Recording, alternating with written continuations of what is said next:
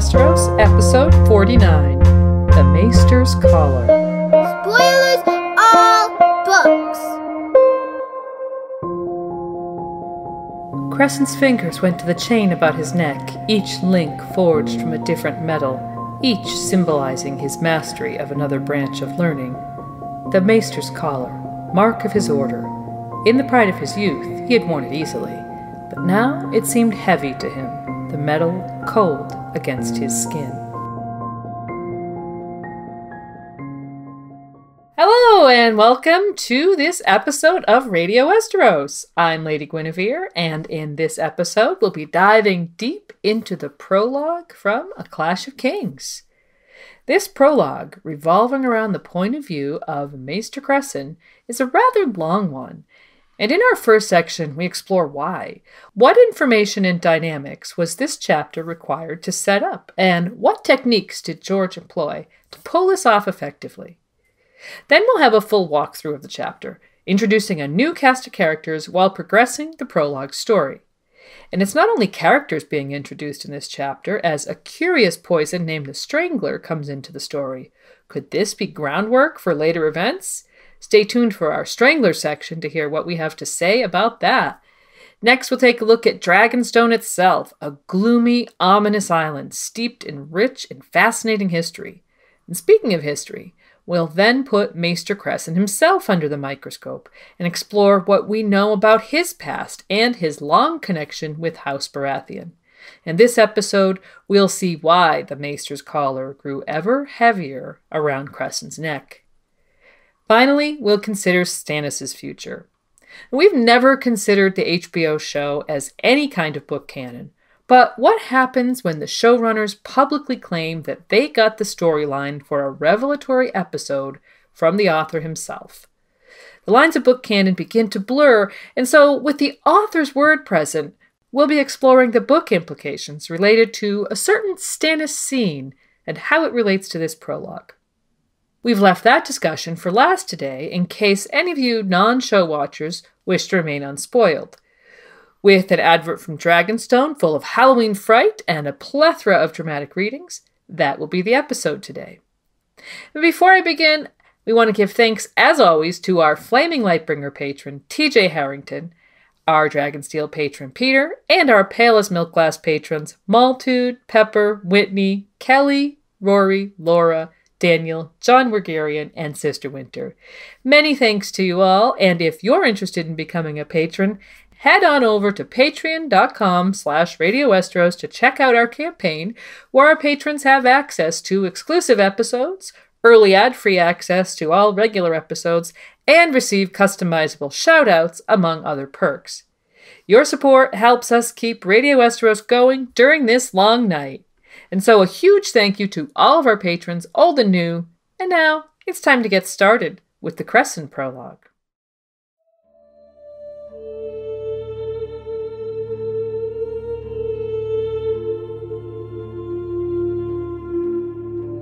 When a maester donned his collar, he put aside the hope of children, yet Cressen had oft felt a father nonetheless.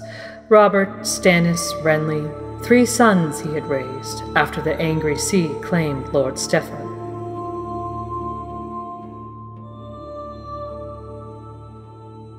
In the prologue of A Game of Thrones, we met the others, who are established as primary antagonists by the end of this chapter.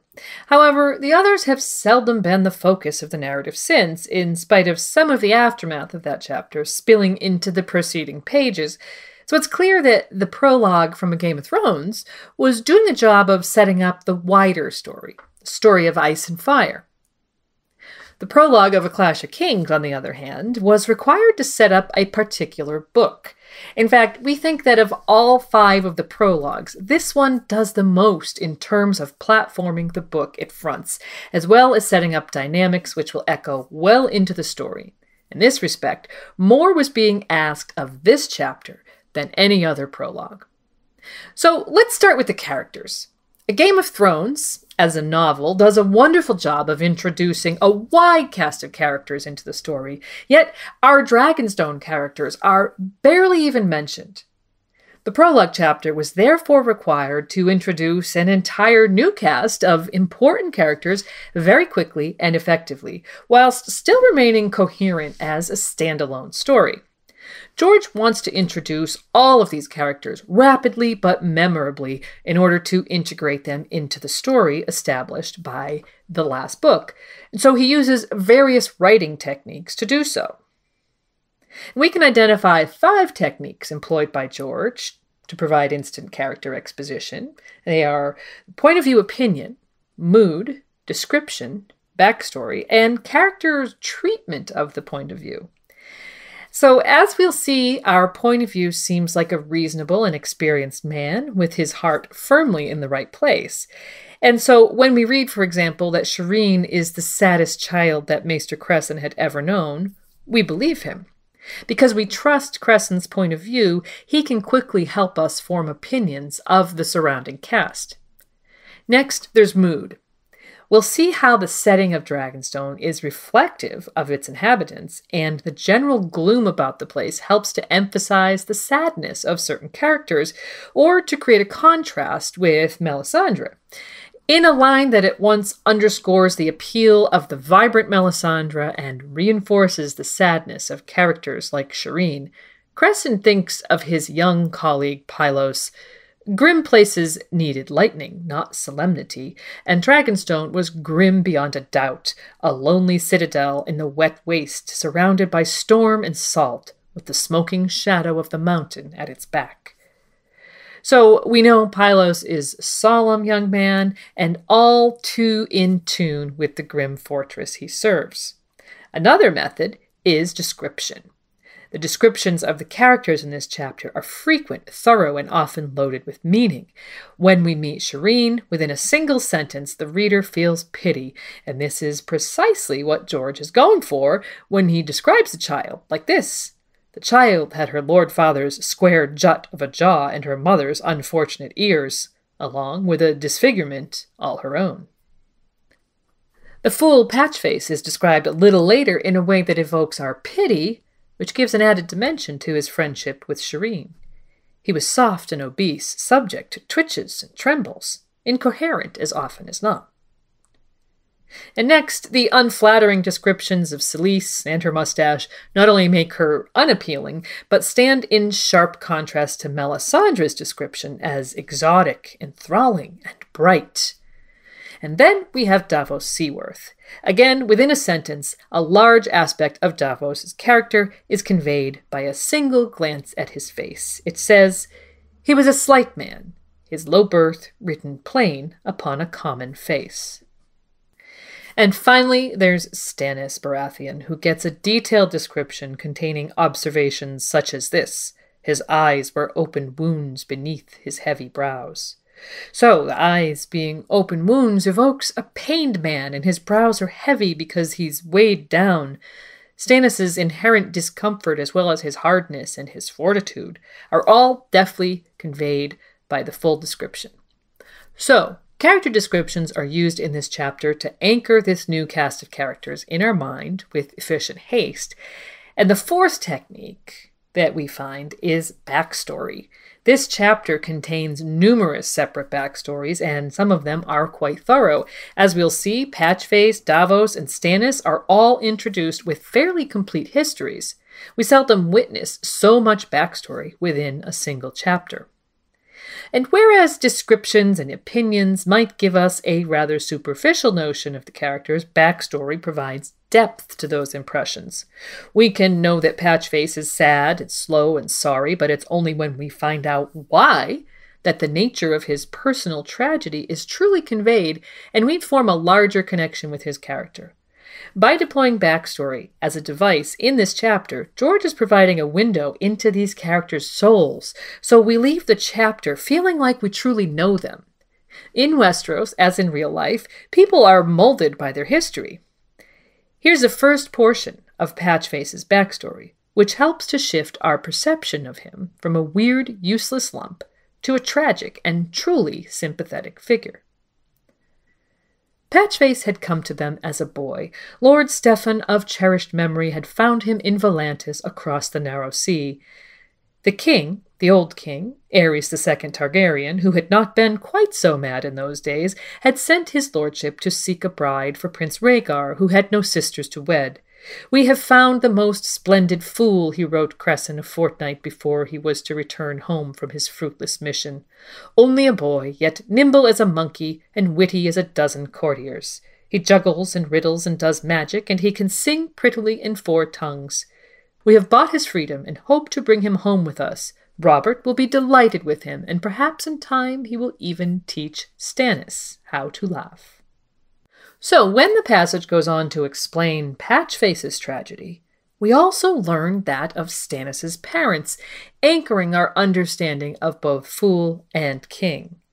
Of interest in this brief story about a secondary character, we gain the knowledge that Stannis was ever dour and solemn. Even his father knew that to be true. Davos's story provides us with more information about Robert's rebellion, his own character, and the Fortress of Storm's End, which we'll see for the first time in this volume. So altogether, these backstories provide crucial exposition, increasing our understanding and informing the narrative. And the final technique for instant exposition lies in the surrounding character's treatment of the point of view character. As we've said, Cressen is portrayed as a decent yet vulnerable man. As we approach the climactic scene, we'll read the characters' descriptions and backstories, and then all that's needed is for us to witness their behaviors with our own eyes. A confirmation stage, if you will. We'll see just how much Solis is in the thrall of Lady Melisandre, how decent of a man the Onion Knight really is, and ask difficult questions about their lord, King Stannis. Having the characters demonstrate the essence of their character through their treatment of the central POV in this chapter is the final vital technique used to quickly characterize what is a relatively large new cast. And these 5 techniques, used together, allow George to assimilate this Dragonstone cast into the story effectively. But integrating a new cast of characters isn't the only task required of the Crescent Prologue. Dragonstone itself is introduced, and aside from being embroiled with the overall mood, as we've mentioned, it's important in a historical sense. As such, it gets some backstory treatment of its own. The description of the Painted Table begins to reveal Aegon the Conqueror's invasion of Westeros, one of the most important aspects of its history, while setting the scene for Stannis' own attack on mainland Westeros. It's clear that Dragonstone, for all its gloom, has been and will be a fortress of great significance to the story. And the inclusion of a Maester as the point of view inherently leads to further exposition. When we hear that a white raven has arrived to mark the end of summer, not only is this prologue being anchored in time, while marking the passage of time, along with bringing the Stark house words to mind, but we get a short history lesson as well when it tells us 10 years, 2 turns, and 16 days it had lasted, the longest summer in living memory. And there's further information about life at the Citadel, which is good world building in anticipation of A Feast for Crows, whose own prologue will introduce Old Town to us, and where a major point of view character will find himself arriving at the intellectual and scientific capital of Westeros, under the orders of Lord Commander Jon Snow. And we have the first mention of grayscale, an affliction which will have significant impact on the narrative in future volumes. Overall, there was a tremendous amount of information to convey within this chapter, given that amongst all of this, George had to tell us a standalone short story. However, it all comes together seamlessly, and at the end of the day, Crescent's tragedy is a story of a desperate, aging man who tries and fails to save the person he loves like a son from what he views as a corrupting influence. This prologue functions as an exposition chapter without feeling forced or crowded, and the various backstories function as tales within the tale because they're interesting in their own right, whereas a lesser writer might have left us feeling like we were reading a gigantic info dump. George manages to provide deep exposition that informs his story and engages his reader, a mark of a wonderful writer. In A Clash of Kings, the climactic moment is the Battle of Blackwater, and this prologue provides the seeds from which to grow the story of that event. And so now let's dive into our line-by-line recap analysis before coming back to some key topics in the later part of the episode.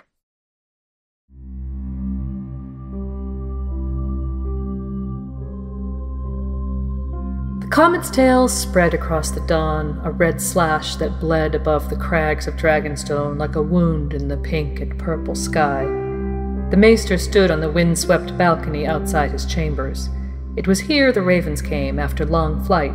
Their droppings speckled the gargoyles that rose 12 feet tall on either side of him, a hellhound and a wyvern, 2 of the 1,000 that brooded over the walls of the ancient fortress. When first he came to Dragonstone, the army of stone grotesques had made him uneasy, but as the years passed, he'd grown used to them. Now he thought of them as old friends. The 3 of them watched the sky together with foreboding. The Maester did not believe in omens, and yet, old as he was, Cressen had never seen a comet half so bright, nor yet that color, that terrible color, the color of blood and flame and sunsets. He wondered if his gargoyles had ever seen its like.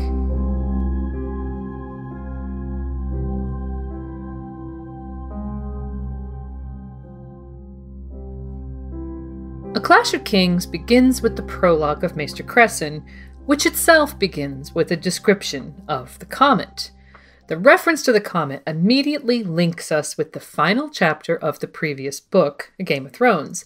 In that chapter, Daenerys sees the same comet blazing across the Dothraki Sea, providing the final inspiration in her hatching of the dragons.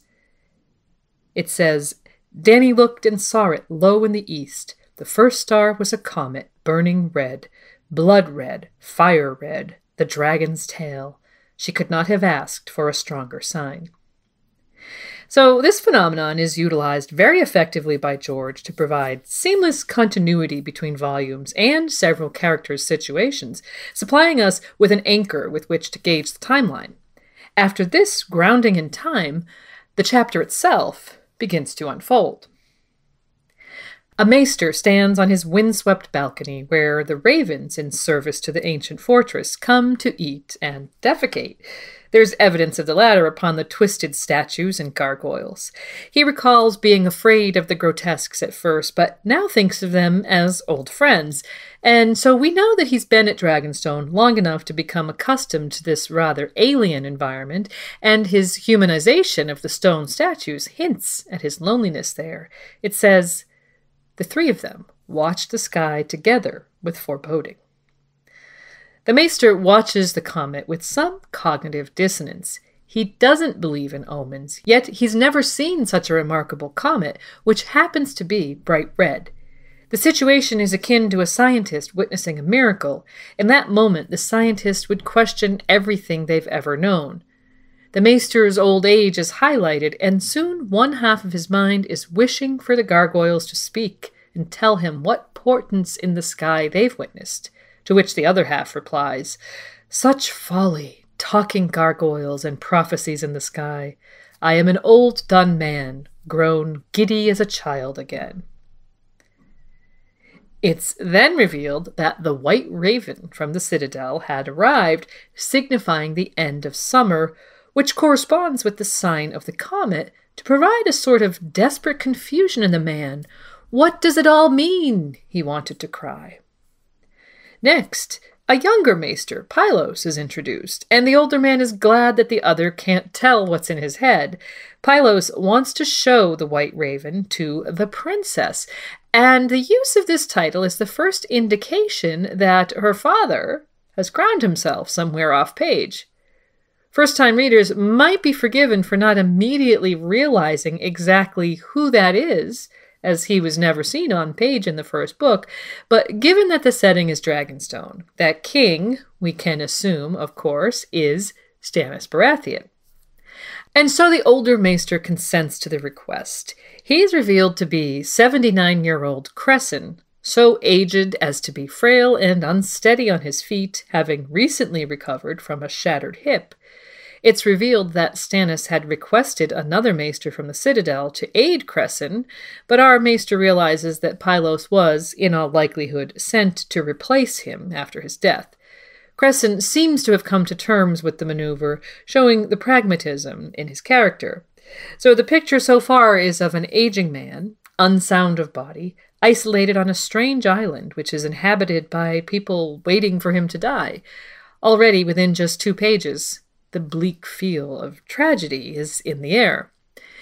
When the princess enters, her shy demeanor is juxtaposed with that of her lurching fool who accompanies her, bells ringing around his neck, tin bucket on his head, a rack of antlers strapped to the crown, the one and only Patchface. The princess is Shireen Baratheon, and this is our first glimpse of her and her fool. A detailed description of the girl is given, focusing on her resemblance to her parents, the most unfortunate bits, and the mark of grayscale that blights one side of her face.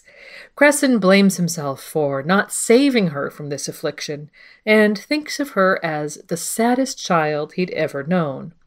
It's a heart-wrenching observation conveyed almost immediately following her introduction, and we instantly realize why the girl is inseparable from the ringing, lumbering goofball. Patchface's tomfoolery alleviates her sorrow and pain somewhat, if nobody else's. Grim places need lightning, thinks Cressen, although now he's thinking of Maester Pylos. The young Maester is but 25 years old, yet as solemn as a man of 60, and as such he fits in well with the general mood of Dragonstone. Cressen thinks of the island's bleakness, surrounded by storm and within the shadow of a mountain. Add the gargoyles and the gloom, and we might wonder what kind of king we're going to see at this seat, and what it would be like to be his child. There's certainly a looming cloud hanging over these characters, and one can't escape the feeling that that theme will follow them through the story. Soon, Cressen thinks of the Red Woman, she who gives him restless dreams and who has an apparently disturbing influence over Dragonstone. Next, we get a description of Patchface, shuffling and hopping in that queer sideways walk of his, wearing a mock helm, quote, fashioned from an old tin bucket with a rack of deer antlers strapped to the crown and hung with cowbells. Cressen thinks that while this, quote, sorry thing may have once had the talent to provoke laughter, that had been taken from him by the sea, along with half his wits and all his memory, leaving him twitching, trembling, and incoherent. Now, Shireen was the only person who found him amusing, or who cared if he lived or died. Given that Cressen had previously thought about people waiting for him to die, suddenly a strange line is drawn between these 3 characters, a fact not lost on the Maester. An ugly little girl and a sad fool, and a Maester makes 3. Now there's a tale to make men weep. Shireen tells Cressen that she has dreams of dragons eating her. 3 things to consider here are, first of all, Shireen might have legitimate magical and prophetic dragon dreams due to the Baratheon family's Targaryen heritage. Next, the dragons in such dreams aren't necessarily literal. They might represent Targaryens, or more broadly, themes of fire and blood. And finally, the fact that Shireen is shown to be plagued by such dreams might be ominous foreshadowing of some kind. And more on this topic later. Soon the Red Woman is mentioned again, and it's revealed that she's been telling Queen Solis that the comet is dragon's breath, and as a result, fueling Shireen's frightening dreams. The web between these characters is becoming more evident as the chapter progresses. At this point, the chapter feels increasingly like a vehicle for developing a new set of characters and backstory, which indeed, in large part, it is. The storm came up suddenly, howling, and Shipbreaker Bay proved the truth of its name. The Lord's 2-masted galley, Windproud, broke up within sight of his castle. From its parapets his 2 eldest sons had watched as their father's ship was smashed against the rocks and swallowed by the waters. 100 oarsmen and sailors went down with Lord Stephen Baratheon and his lady wife, and for days thereafter every tide left a fresh crop of swollen corpses on the strand below Storm's End. The boy, washed up on the third day.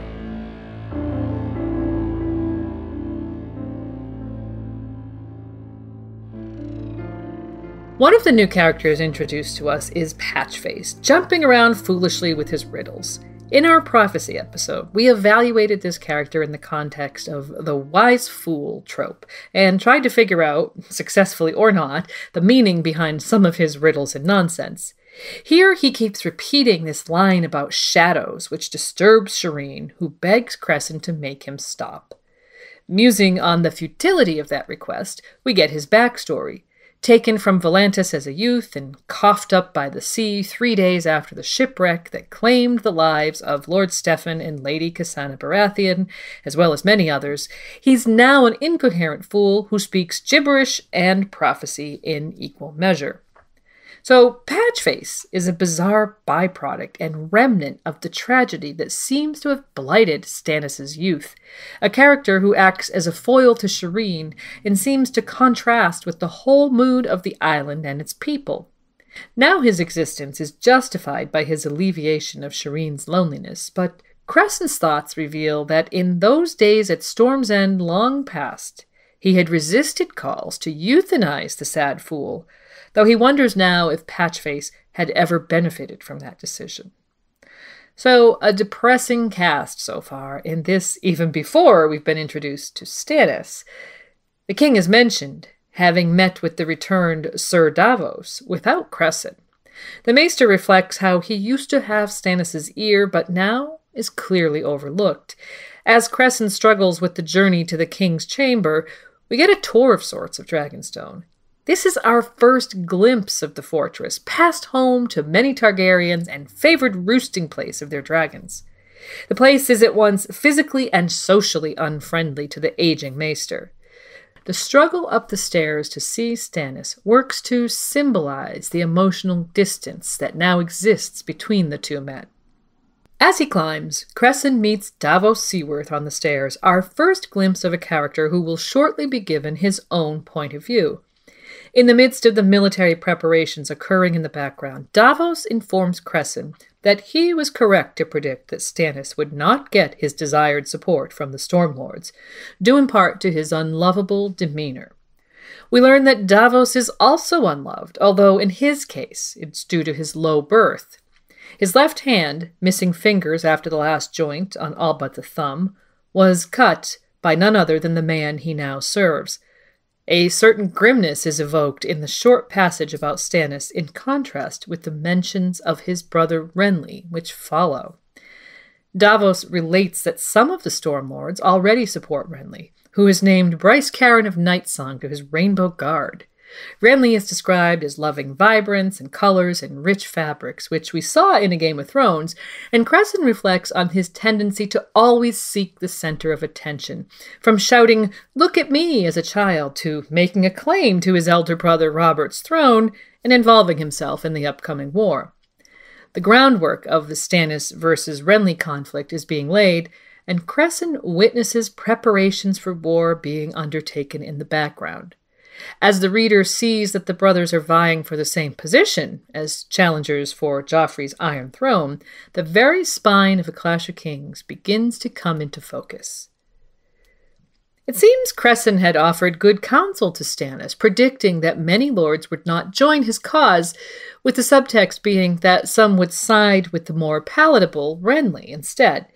And Davos, too, seems like a valuable counselor. He's very respectful to Cressen and says he didn't sugarcoat the bad news for Stannis. We can see immediately that Davos is a strong, true, and honest character. And Cressen thinks of his backstory and perhaps his defining moment when, as a smuggler, he saved the besieged Stannis from starvation with a boat full of onions and saltfish, bravely smuggled through a naval blockade during the siege of Storm's End.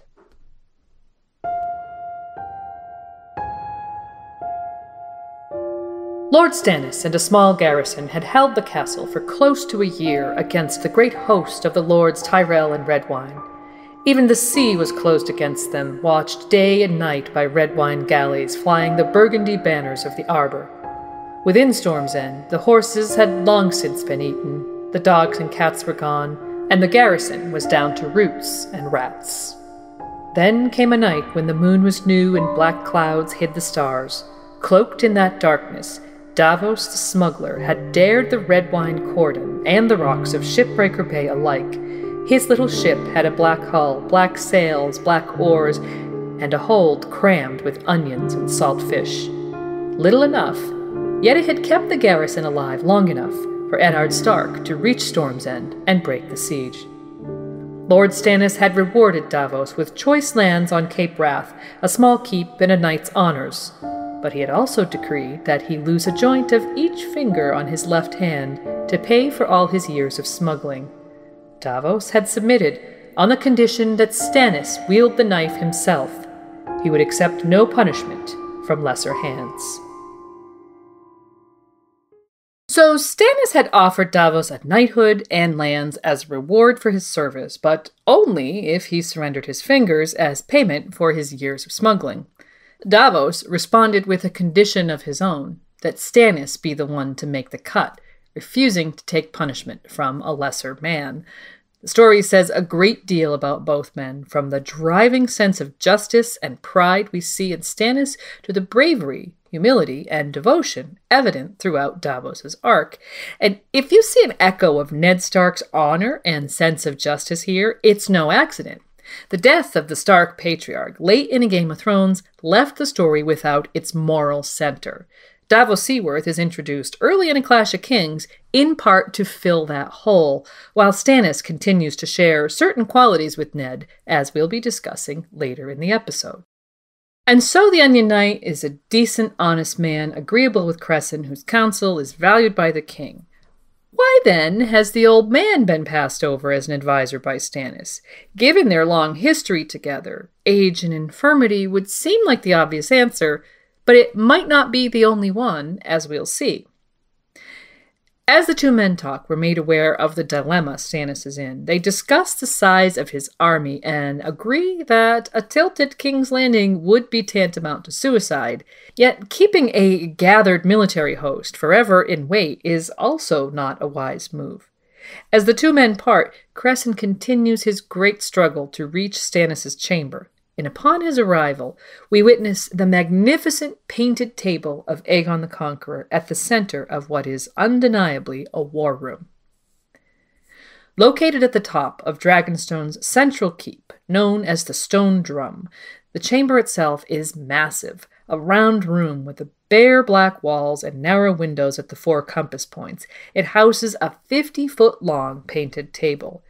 Nearly half that in width, the table had been made at the command of Aegon Targaryen before his conquest as a scale model of the 7 kingdoms of Westeros.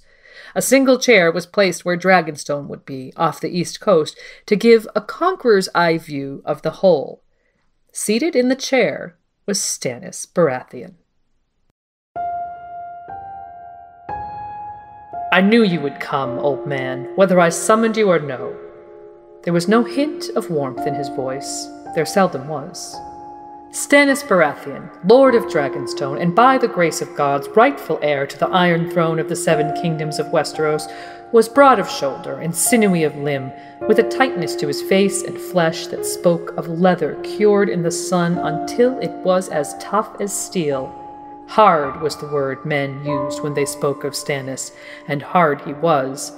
Though he was not yet 35, only a fringe of thin black hair remained on his head, circling behind his ears like the shadow of a crown. His brother, the late King Robert, had grown a beard in his final years. Maester Cressen had never seen it, but they said it was a wild thing, thick and fierce.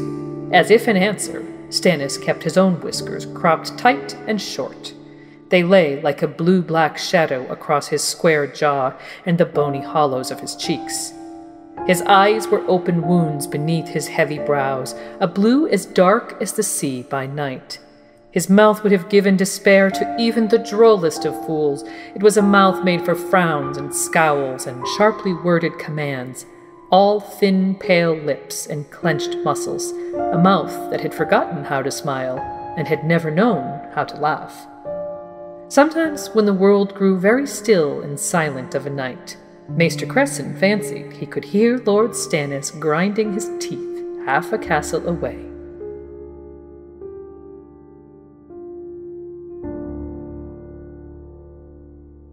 This is the first time we see Stannis, and George pulls no punches in conveying the grim resoluteness of the man. In his solitary brooding, he's almost the embodiment of Dragonstone itself, a bleak, joyless island of a soul. We discover that Stannis never wanted this fortress, yet it seems to the reader that this is a perfectly apt seat for the man, in poetic terms at least. Continuing to be sharp with Maester Cressen, Stannis discusses brotherly dynamics. The Maester's deep understanding of these fraternal issues reminds us that there are no parents present to aid in a resolution, and perhaps the man closest to being a father is standing right there. Cressen continues to extend understanding to Stannis before urging him to make common cause with Renly against the Lannisters. We can suspect that comes, in part at least, from Cressen's fatherly instincts. Stannis' unshakable response, "I will not treat with Renly," must have pained the Maester's heart, and he tries instead to suggest an alliance with the Starks. Again, Stannis refuses, offended by Robb Stark's crowning and seeming somewhat bitter about dead Ned being Robert's old war pal. This much is clear. Stannis is sick of his brothers. He had to live in Robert's enormous shadow for so long, and now Renly comes along and tries to steal his light just when it's his time in the sun. Cressen's counsel is decent, if futile against Stannis' iron will, and there's a continual undercurrent of the Maester genuinely caring about both Baratheon brothers, as he does for Shireen. Here's a man who's lived and breathed House Baratheon for as long as he can remember, yet now he's feeling rather disposable. When he suggests Shireen should be sent to the Eyrie for safety, he finally breaks through to Stannis, who agrees that the idea is perhaps worth a thought, only for a new voice to offer sharply, "Must the rightful lord of the Seven Kingdoms beg for help from widow women and usurpers?" This is Solis, Stannis' wife, and as we can soon tell, she's channeling the mysterious Red Woman. By having Solis quickly snuff out Cressen's suggestion, George is able to convey how the Maester has come to be so overlooked. He's at odds with Dragonstone's new arrival. About the Lady Solis, it says, "The Red Woman had won her, heart and soul, turning her from the gods of the Seven Kingdoms, both old and new, to worship the one they call the Lord of Light." Here are the early mentions of a mystical religion spreading its extremist thinking that begins to unfurl through the story from here on in. Stannis, though, does not seem as mesmerized as his wife, saying, "Your God can keep his grace. It's swords I need, not blessings. Do you have an army hidden somewhere that you've not told me of?" So here's Stannis admitting that he would, pragmatically, side with a mystical, cultish ideology if only it would give him the swords that he needs to win the Iron Throne, which he perceives is rightfully his, and by the laws of the Seven Kingdoms, he does have a point. Solis tries to convince Stannis that the comet is for him and that the Lord of Light will aid him. Stannis retorts that the many Stormlander banners have sided with Renly, to which Solis replies, "But if Renly should die?" And at this point, Cressen can no longer hold his tongue and interjects by saying such a horror should never be thought of. He begs, "Fratricide, my lord, this is evil, unthinkable. Please listen to me." As we all know, kinslaying is one of the highest taboos in Westeros, and given the brothers were loved by Cressen as his sons, it's no wonder that he's described as horror-struck. What's being discussed here is truly his worst nightmare. Solis scorns Cressen's counsel, and in dismissing the Maester, it's clear that Stannis is intrigued by his wife's suggestion. As Cressen struggles to the stairs, barely able to stand erect, he begs Pylos to help him in another sad moment. When he finally reaches his room, the Maester wishes his fears would sail away like the ships on the bay. It says, "When a Maester donned his collar, he put aside the hope of children. Yet Cressen had oft felt a father none the less. Robert, Stannis, Renly, 3 sons he had raised after the angry sea claimed Lord Steffan.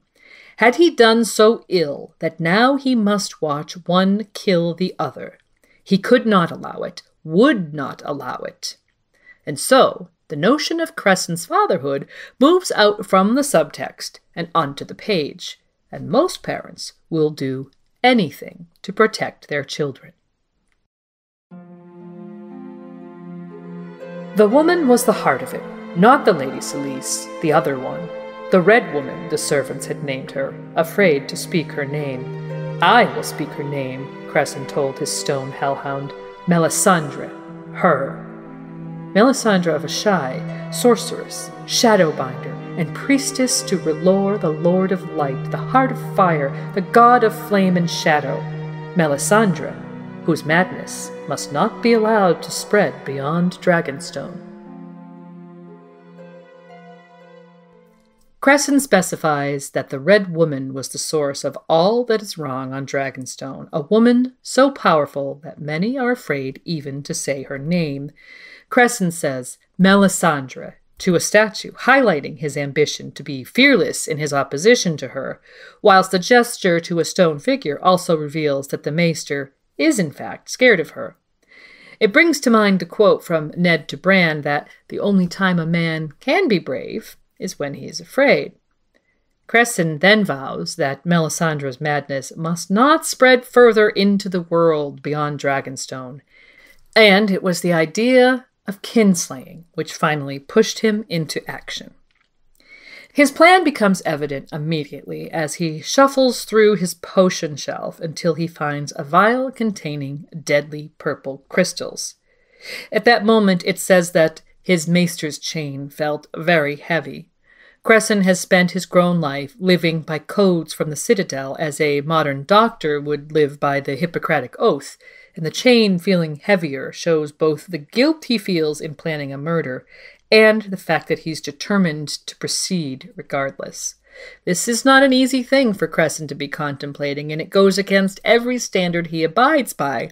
Yet the need to stop Melisandre, for the greater good, for the good of his foster sons, Stannis and Renly, has outgrown his own moral convictions.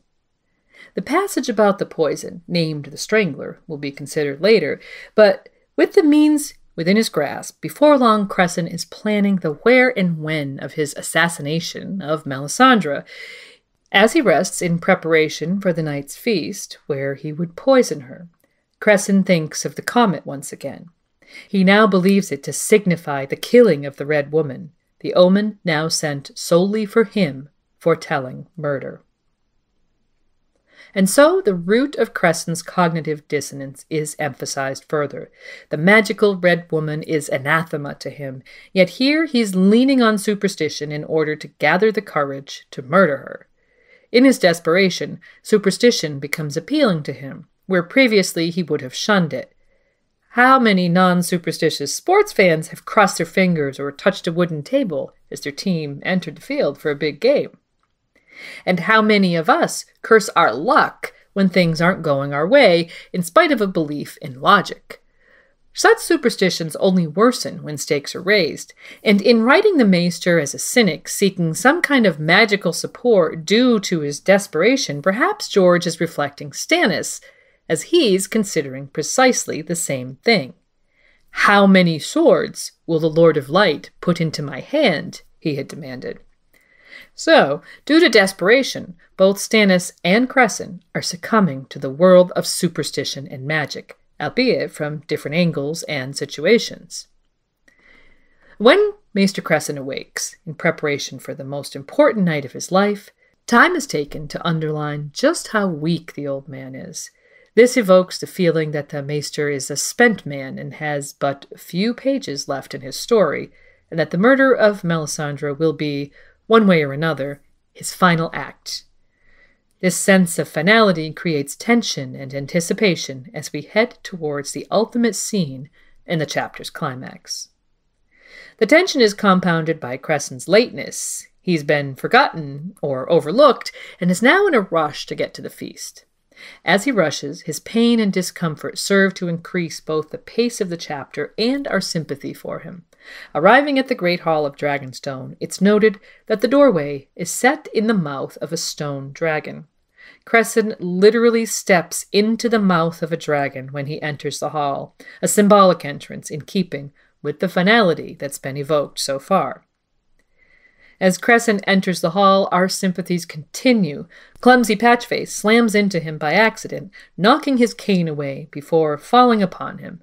Crescent worries that he might have re-broken his hip, and so having Crescent's point of view makes the calamitous scene much more sad than funny. However, there's a sudden gale of laughter in the Great Hall, which informs us of the overall lack of empathy for the old man, while simultaneously reinforcing our own. And as Cressen struggles to stand, it's none other than the Lady Melisandre who helps him to his feet. Her deep voice was flavored with the music of the Jade Sea. As ever she wore red, head to heel, a long loose gown of flowing silk as bright as fire, with dagged sleeves and deep slashes in the bodice that showed glimpses of a darker, blood-red fabric beneath. Around her throat was a red gold choker tighter than any maester's chain, ornamented with a single great ruby.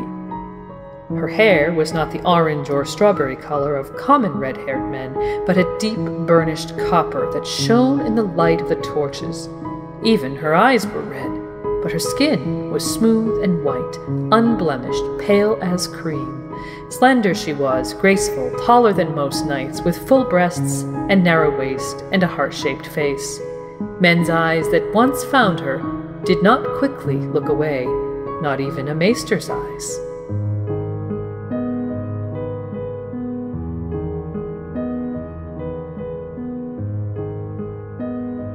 So, our first glimpse of the Red Woman is thorough and revealing of her exotic appearance and a hint at the power that she held over the members of Stannis' household. And with that description in mind, we want to highlight the description of Stannis' wife that was given earlier in the chapter. Lady Solis was as tall as her husband, thin of body and thin of face, with prominent ears, a sharp nose, and the faintest hint of a mustache on her upper lip.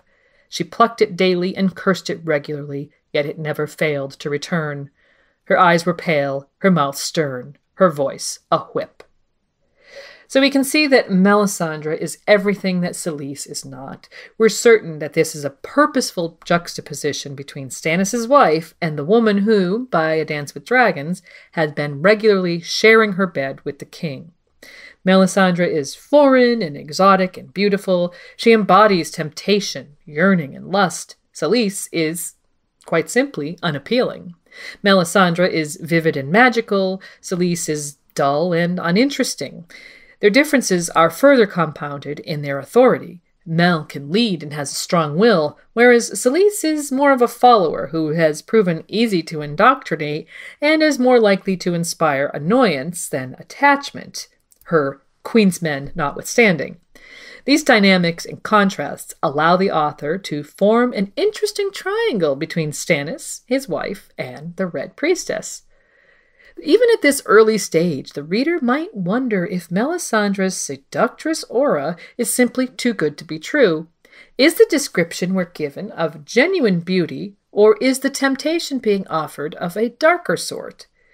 With the hindsight of A Dance with Dragons, where Mel's use of a glamour is all but revealed, we wonder if she designed her image to be the perfect contrast with Dragonstone, maximizing her allure to the confined audience, as well as to Stannis himself. Predictably, Cressen's first reaction to her is of fear, in line with what we mentioned earlier. Soon it's demonstrated to us firsthand who holds the power in the struggle between the Maester and Magician. Melisandre crowns Cressen with Patchface's ridiculous antlered helm, declaring that she sees a clever fool and a foolish wise man. The room's laughter cements the humiliating moment for old Cressen as he searches for the inner strength becoming a Maester of the Citadel. Yet the humiliation continues as he realizes that young Pylos is in his seat and didn't awaken him on the orders of none other than Stannis. "He told me you were not needed here," says Pylos, who at least had the decency to blush. In the paragraph that follows, a description of Stannis' bannermen is provided, and we learn that Davos Seaworth was the only one of them to meet Crescent's eye, and with pity, too. The Onion Knight's reaction to the old man's humiliation highlights that it's not only his simple attire and plain speech which make him stand out, but his capacity for empathy, which no one else in the room seems to share. And that includes Stannis, who reacts with coldness, saying, "You're too ill and too confused to be of use to me, old man." These words cut Cressen so deep that for a moment he can't believe it's Stannis saying them. Stannis goes on to say that he doesn't want to see the old man kill himself in his service by long walks up the stairs, which sounds like a version of concern. And incidentally, we think the reference to Cressen killing himself is more a case of the author winking at the future than of Stannis himself being prescient. Cressen is, of course, wounded by his demotion and Stannis' blunt phrasing, and what follows is one of the most emotive passages in the chapter. Cressen thinks to himself, "Stannis, my lord, my sad, sullen boy, son I never had, you must not do this. Don't you know how I have cared for you, lived for you, loved you despite all? Yes, loved you, better than Robert even, or Renly, for you were the one unloved, the one who needed me most." So here the concept of Cressen as Stannis' foster father is given added depth. In just a couple of sentences, the Maester shows just how deeply he loves Stannis, which he has done since the tragic loss of Lord Steffan and Lady Cassana. While everyone else was put off by young Stannis' sad and prickly demeanor, Cressen recognized the lack of love around him and took it upon himself to fill the void. He gave his love as a foster father to Stannis wholeheartedly, even more generously than he did Robert or the youngest and arguably most lovable of the brothers, Renly. Unlike Stannis, those two were capable of garnering love from other people, and so we see how noble, true, and loyal Maester Cressen's love really was.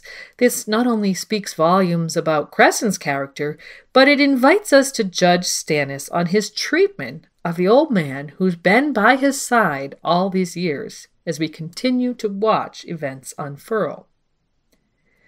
And so now Cressen must beg a seat at Stannis' table for two reasons. First, because he still feels like he belongs there, as an advisor. Second, of course, to be in range of Melisandre by night's end if he is to save Stannis' soul by poisoning her. Predictably, the triangle of Melisandre, Stannis, and Solis are at the head of the table. Thankfully, the compassionate Davos offers to share his place, and Cressen gets a seat on the bench, although the Maester fears he's too far from the seat of high honor to administer the poison. It's worth pointing to the similarities between Cressen and Davos, another man who seems devoted to Stannis, and another who will later plan to kill Melisandre in order to free his king from her evil influence. Even at this stage, Davos conveys his distrust of the Red Woman, calling Stannis' plans to press his claims on the back of Melisandre's visions of victory fool's business. Whereas Melisandre compares Cressen to Patchface, Davos sees the fool in her. Given the decency of both men, the reader is quick to align with their perspective. Stannis, however, is seen turning away from Cressen toward Melisandre, a movement which seems layered in meaning. Soon Cressen attempts to give his counsel. He encourages Stannis to make common cause with the Starks and Arryns against the Lannisters. The king replies that all are usurpers who have betrayed his entitlement, and so all are now enemies. Cressen despairingly thinks, "I have lost him," and those 4 words do a great deal in conveying Stannis' readiness to burn all bridges and everything he knows to get what he feels he's entitled to. The only ally Stannis needs is the Lord of Light, claims a resolute Solis. "Gods make uncertain allies at best, and that one has no power here," retorts Cressen with a maester's wisdom, to which Melisandre takes predictable exception. Her conflict with Cressen grows, and it's worth considering the threat she might feel from a character like Cressen. Just as her magic, personality, and extremism are anathema to him, so must his logic, reason, and methodology be to her. To unite the room in undermining the old man, she simply has to make a mockery of him. She suggests he should don his fool's crown once more. Lady Solis enthusiastically agrees, ordering him to wear the helm, and the stage is set for another round of the bullying game Mock the Old Man. However, we just need one man's approval for the bullying to continue, and unfortunately, Stannis obliges. In what might be a symbolically pivotal moment for Stannis' character, he orders Patchface to give his absurd crown over as his wife had commanded. No, the old Maester thought, this is not you, not your way. You were always just, always hard, yet never cruel, never. You did not understand mockery, no more than you understood laughter.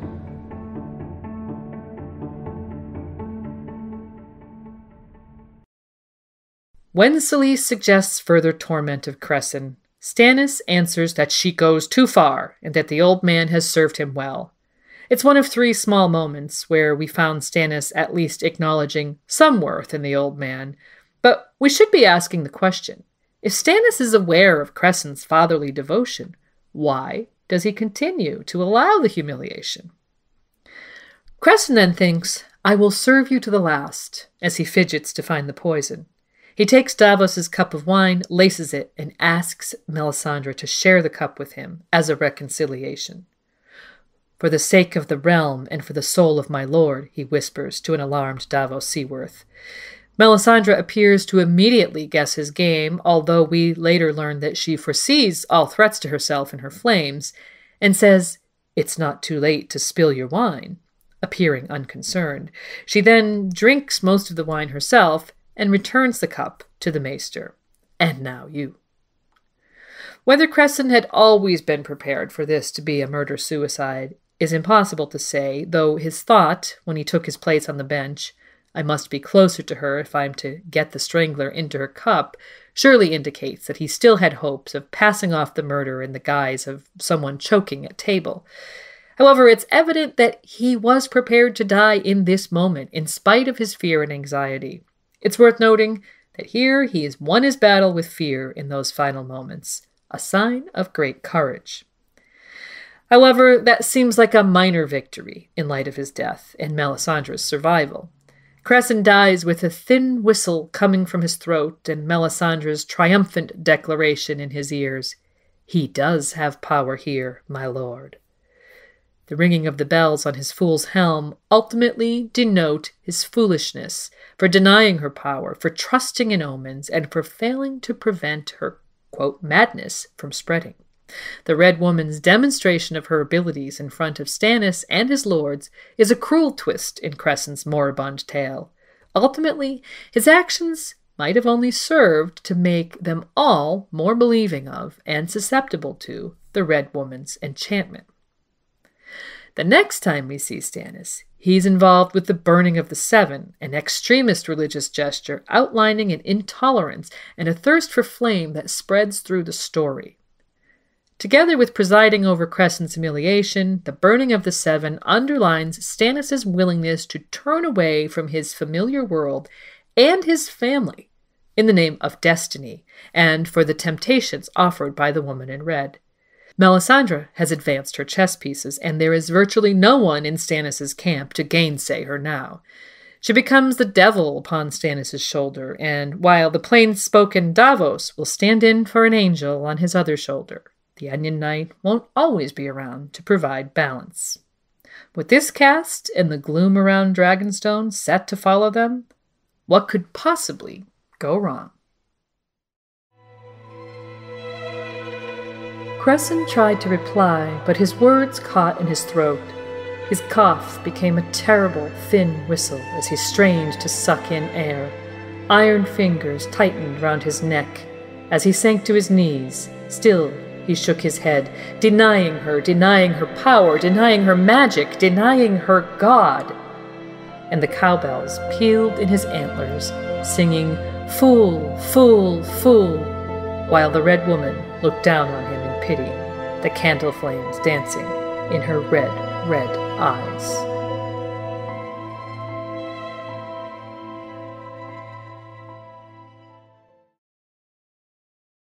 So, Maester Crescent's death at the end of his prologue brings up numerous talking points, not the least of which is the mysterious Strangler, a fast-acting poison, self-administered by the Maester, whose intended target showed a strange immunity to it. The reader is right to come away with questions. To start off, let's discuss the substance itself. What exactly is the Strangler? What's it made of, and how does it work? This chapter introduces and explains it. Here's a passage.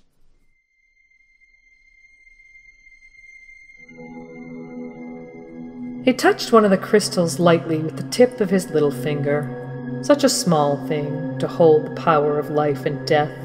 It was made from a certain plant that grew only on the islands of the Jade Sea, half a world away. The leaves had to be aged and soaked in a wash of limes and sugar water and certain rare spices from the Summer Isles. Afterward, they could be discarded, but the potion must be thickened with ash and allowed to crystallize. The process was slow and difficult, the necessaries costly and hard to acquire.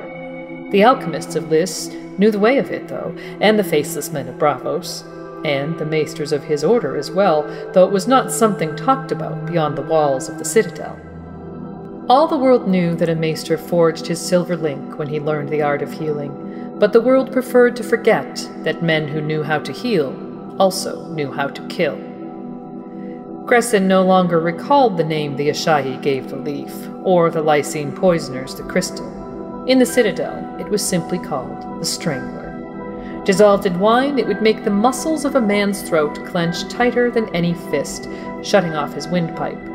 They said a victim's face turned as purple as the little crystal seed from which his death was grown, but so too did a man choking on a morsel of food.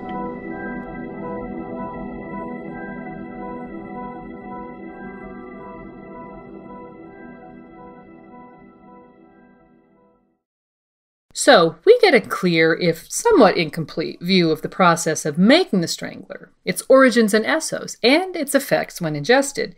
It's wonderfully thorough and gives us a clear picture of Crescent's intentions. But one could ask the question, why give such a lengthy exposition to a poison? As we know, Crescent's death will not be the only time we see the Strangler at work. In one of the pivotal moments of A Storm of Swords, small purple crystals dissolved in wine cause the appearance of strangulation, with the victim making a thin whistling sound before their death, all in all resembling a person choking on food. The Cressen prologue gives us the background knowledge to understand what is happening when Joffrey starts coughing at his wedding to Marjorie. It was Sansa Stark who had purple amethysts in her hairnet given to her by Sir Dantos Hollard. At the wedding, it's pointedly rearranged by none other than Lady Olenna Tyrell. As Joffrey choked, ostensibly on his food, and after drinking red wine no less, he began to make the same thin whistle that Cressen made, with both men described as having curiously tight necks. Here's a quote.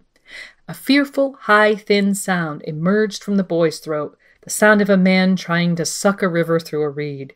Joffrey began to claw at his throat, his nails tearing bloody gouges in the flesh." As Sansa makes her escape, she stops to change her attire and pulls off the hairnet. The web of spun silver hung from her fingers, the fine metal glimmering softly, the stones black in the moonlight, black amethysts from Ashahi. One of them was missing. Sansa lifted the net for a closer look. There was a dark smudge in the silver socket where the stone had fallen out. So in hindsight, we can see that many of the clues as to what exactly happened to Joffrey point right back here to the Crescent chapter. Please check out our episode about Joffrey, that's number 31, to hear a lot more about the Purple Wedding and the plotting around it. But as for the Strangler itself, the pertinent information is in Crescent's description of the poison and the description of his death itself. So now we come to the question of why the poison didn't affect Melisandre. There are fandom theories that she's somehow tricking Cressen in the key moment, either with a sleight of hand or perhaps, as one idea suggests, she takes the first large gulps of the wine to then leave Cressen with the poison that had settled to the bottom of the cup. Either of these options would emphasize Melisandre's role as a charlatan. And we think that while it's an interesting notion, she would be playing a decidedly risky game there, especially in the latter scenario where she drinks almost all the wine. And while she is certainly not short on charlatanism, she is also truly magical. As we'll see shortly in A Clash of Kings, she is capable of birthing shadowy sons for Stannis, who make rather nifty assassins. So we believe Melisandre is simply using her magic here, as hinted by the shimmering ruby, which going forward will so often be a herald of her supernatural abilities at work. That in itself makes this scene a fitting end to a chapter where Cressen had been wrestling with the notion of superstition and the supernatural. As Cressen dies, denying her power, whilst literally looking a fool, Melisandre looks down in pity. Drinking poison unscathed is meant to introduce her to all of us as a supernatural character, trumping the logical cynic who's completely upended in this fantasy world. In this instance, she doesn't need a cheap trick like the ones we described, or like the iocane powder scene from The Princess Bride, which this scene so often puts me in mind of. The Red Woman is the true witch in the story, one who sees visions and flames, is likely far older than she appears, and bleeds smoking black blood, a description she shares with dragons later in the text. Speaking of dragons, having witnessed their birth amidst fire and blood at the end of the last book, and now with Melisandre's feet here, the reader is slowly being exposed to the magic in the story. The Strangler, fast-acting and indisputable, is the vehicle that allows Melisandre's magical nature to become manifest. As with Daenerys, we won't long escape the mysterious and otherworldly when the narrative moves around this character. Her evident immunity to a poison described as more or less foolproof places her firmly in the realm of the supernatural, providing a link of sorts between this prologue and the Will prologue from A Game of Thrones. And that's the truly interesting thing about the Strangler. Sure, this chapter gives information about it that the reader must have in order to interpret a later chapter, but at its heart, it is, as we said, the plot device that allows magic to enter this otherwise rather domestic chapter. Because each of the A Song of Ice and Fire prologues is used to further the role of a particular element of magic in the story. From the others in A Game of Thrones and A Storm of Swords, to the face-changing faceless men in A Feast for Crows, to the skin-changing Varamir's second life in A Dance with Dragons. In this particular chapter, the magic is introduced in the final paragraph, allowing the story to unfold before hooking the reader in with a small piece of the unknown that leaves us wanting to know more. Let's consider the other prologues in the same regard. In A Game of Thrones, we find out about the other's necromancy at the very end of the prologue, so when Othar and Jafer Flowers rise as whites in the same book, we've been prepared. In A Storm of Swords, the army of the dead are announced in the final paragraph of the prologue, setting up the others and their magic on a mass scale. In the A Feast for Crows prologue, the late revelation that glamoring Jaqen is the alchemist links to Arya's faceless men training perfectly. And in A Dance with Dragons, Varamir's late ascent into a magical second life just might be providing exposition for Jon Snow's ultimate fate after his stabbing at the end of the same book. Here in A Clash of Kings, as we said, we witness magic at the end, and tasting the Red Woman's sorcery here allows the reader to swallow the pertinent supernatural Shadow Babies plotline later on, without the sensation of a deus ex machina where an ability is unleashed without any preparation or precedent. This is also a key reason to include the Strangler in the prologue, when Joffrey becomes its next victim. We've been prepared, and so we accept the poison as part of the well-considered world building that we'd already been privy to. And up next, we'll be looking at more world building as we consider the glory and gloom of Dragonstone itself.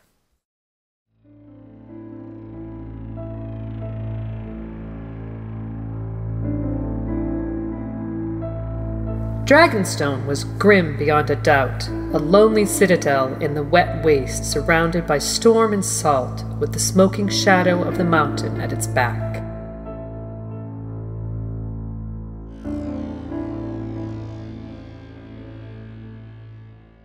Dragonstone is the island fortress that was once a part of the Valyrian Empire and became the seat of House Targaryen after Aenar Targaryen's daughter Daenys foresaw the doom of Valyria in a dream 12 years before it struck, causing Lord Aenar to move his family, their dragons, and all their possessions to the remote outpost.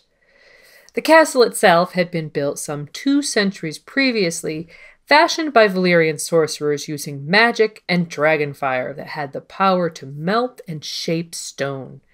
As a result, the black stone of the castle was shaped into many dragons, and dragon motifs are found throughout. The dragon mouth that forms the entrance of the Great Hall, noted in the Crescent chapter, is but part of a great dragon whose belly is the hall itself, while the nearby kitchens are in the shape of a curled-up dragon, the smoke from the cook fires emanating from its nostrils. A pair of wings cover the smithy and armory, and dragon tails feature in arches, while stone grotesques such as wyverns, basilisks, griffins, cockatrices, and more, in their hundreds, dominate the crenellated ramparts. All in all, this place is grim, dark, and menacing. Many in the story think of its dark reputation, and Davos Seaworth would think of an old rumor that, quote, Dragonstone was built with the stones of hell, while Kevin Lannister specifically thinks of the menacing fortress that, like all things Valyrian, it, quote, stank of sorcery. In the overview, we mentioned the painted table in its chamber atop the stone drum. Painted and carved at the command of Lord Aegon Targaryen 6 generations after Lord Aenar brought their family to Dragonstone, this massive table indicates a fascination with Westeros that predates the events leading up to the conquest. Of interest is the remarkable scale of the project and the inclusion of all the woodlands, towns, rivers, and castles of the land. It's worth wondering if this remarkable detail could have been the result of having a dragon's eye view of the landscape. Dragonstone the castle is situated upon an island of the same name. The volcanic island apparently features deposits of obsidian, a glass-like rock formed through volcanic activity and known in story as dragonglass. As the narrative of A Song of Ice and Fire has progressed, the potential importance of this substance in defeating the others has been made clear, and a large cache of it at Dragonstone noted. The island sits at the entrance to Blackwater Bay and so commands the sea route into eastern Westeros, which the early Targaryen residents of the island took advantage of, along with their fellow Valyrians of House Velaryon and House Celtigar, both known for their naval strength. Dominance over the mid-reaches of the narrow sea was aided by Targaryens upon their dragons, of which they had brought 5 from Valyria. Dragons seem to thrive on the island, with the heat and sulfuric fumes of its volcano, known as the Dragonmont, providing them with an ideal environment for nesting and breeding. Though 4 of the Valyrian dragons eventually died there, at least 2 others were hatched, so that when Lord Aegon set himself upon the conquest of Westeros, he was aided by the 3 legendary dragons, Balerion, Vhagar, and Meraxes. Following the conquest, Dragonstone remained an important holding of House Targaryen.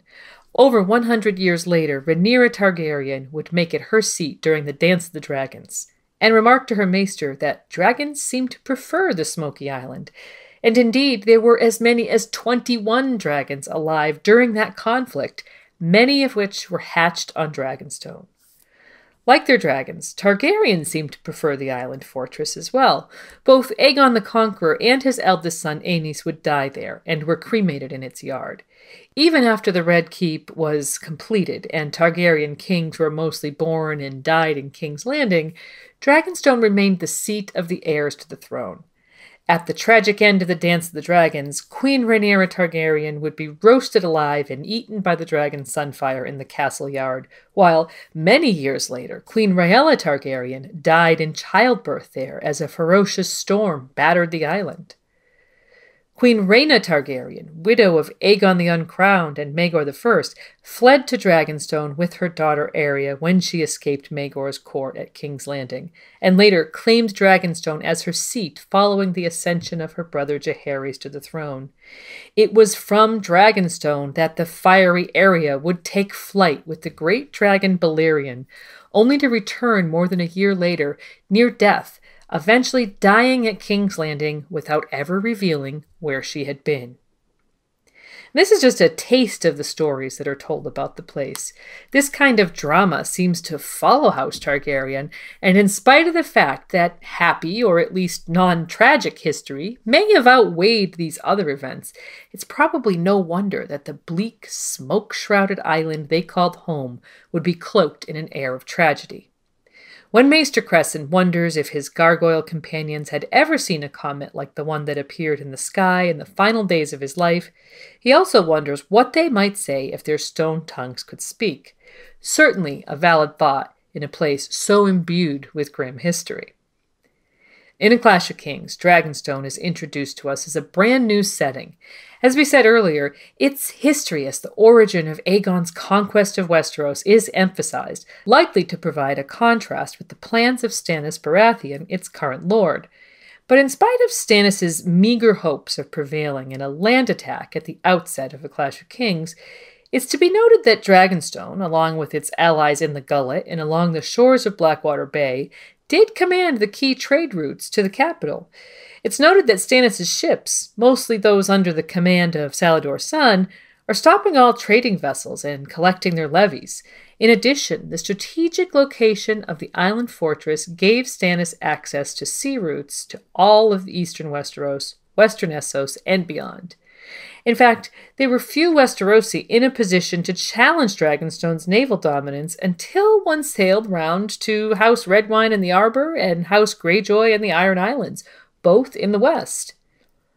While a comparison between Stannis and Aegon was likely intended, another parallel may yet arise in the narrative which would greatly enhance the symbolic importance of Dragonstone. Daenerys Stormborn was born on the island at the end of Robert's Rebellion and was taken to safety in Essos even as Stannis Baratheon made his way across Blackwater Bay to seize the fortress in his brother's name. It's been pointed out that the significance of her starting her own reconquest of the Seven Kingdoms at Dragonstone would be enormous. By returning to her birthplace with her 3 dragons, she could parallel her famous ancestors' invasion and possibly give her own cause greater legitimacy.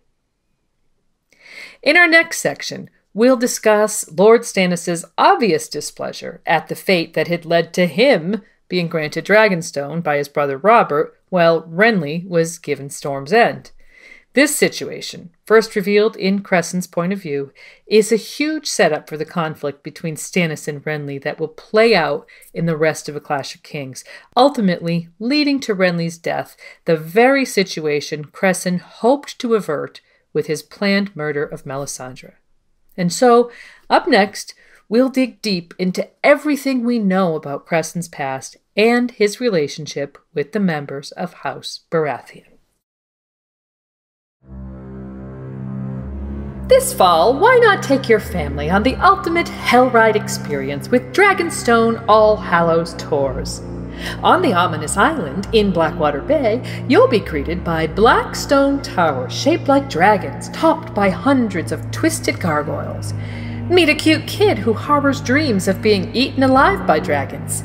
Meet a fool whose grim tragedy by drowning has transformed him into a twitching and capering prophet. And meet a red witch who likes late-night burnings on the beach. Amidst the looming blackness of Gothic design, watch the night fires from your window. Walk along the shore over the charred remains of religious symbols and listen to the soothing sound of Stannis Baratheon grinding his teeth in his chamber. Dragonstone All Hallows tours. You'll definitely want to leave. Cressen was born during the reign of Aerys I Targaryen, around the time of the Third Blackfire Rebellion. We don't know if he had a house, or if he was common-born, or even what region he came from. In fact, we know only one fact about his early years, and that is that at some point during his time at the Citadel, he was acquainted with Walgrave, the now extremely elderly and sadly senile Archmaester, who was a renowned expert on ravenscraft and sat below the black iron mask at the Citadel until his wits abandoned him. When Lord Stannis Baratheon died while Cressen was serving as Maester at Storm's End, he was already an old man, past his prime for sure, and closer to 60 than 50.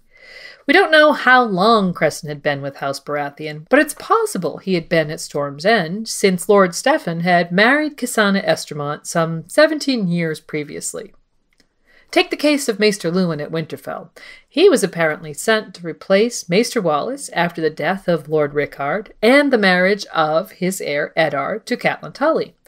Recall that Luwin was said to have delivered all of Catelyn's children, including Robb, who was born at Riverrun, and perhaps we can infer that sometimes a maester joined a household along with a bride. As we'll see, Cressen himself does appear to have followed Stannis to Dragonstone after his marriage to Solis Florent.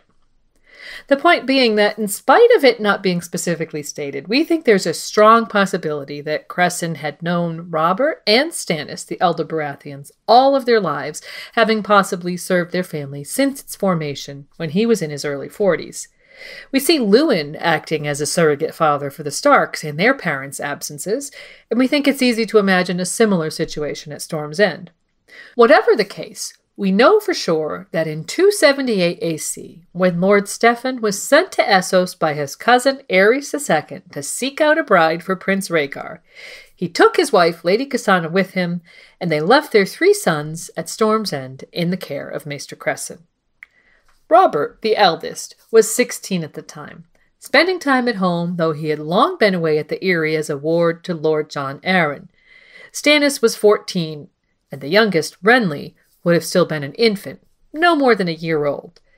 Lord Steffan's mission was a failure. There was no bride for the prince to be found in Essos, and Prince Rhaegar would very soon afterwards marry his distant cousin, Princess Elia of Dorne. But Lord and Lady Baratheon did find something they hoped would make their 3 sons feel the trip had been fruitful. 2 weeks before they set sail for home, Lord Steffan wrote to Cressen, "We have found the most splendid fool, only a boy, yet nimble as a monkey and witty as a dozen courtiers. He juggles and riddles and does magic, and he can sing prettily in 4 tongues. We have bought his freedom and hope to bring him home with us. Robert will be delighted with him, and perhaps in time he will even teach Stannis how to laugh." So, as we've said, Stannis was apparently solemn and stiff even as a child. His father knew it, and Cressen seems to have been well aware of it too. Cressen thinks of the boy Stannis, quote, "standing cold in the shadows while the sun shone on his elder brother. Whatever he did, Robert had done first, and better. Poor boy." He also thinks that Stannis had never understood laughter or mockery, and sadly, that no one had ever taught Stannis to laugh, least of all the Volantene fool. And that last was because the Baratheon galley Windproud, carrying Lord Steffan and Lady Kysana and their new fool, was caught in a sudden storm on Shipbreaker Bay as they returned from Essos. Robert and Stannis were on the parapets of the ancient fortress, watching as the ferocious storm smashed their parents' ship to pieces. No one survived the wreck, but for the fool Patchface, who washed ashore 3 days later. Stannis would tell Davos Seaworth that he stopped believing in gods that day. Quote, "Any gods so monstrous as to drown my mother and father would never have my worship, I vowed." In the aftermath of the wreck, Cressen resisted the suggestion of Sir Harbert, Storm's End Castellan, and the orphan Baratheon boy's great-uncle that they euthanize the severely damaged fool Patchface. Perhaps it was because he hoped Patchface might recover and be a comfort to the boys as a last gift from their parents, or perhaps as a maester and healer, such an act was simply anathema to him. Either way, Cressen refused, and so Patchface became a part of the Baratheon household. Cressen also resolved to stand in place of a father to Lord Steffan's sons, some 20 years later, thinking of them as 3 sons he had raised after the angry sea claimed Lord Steffan.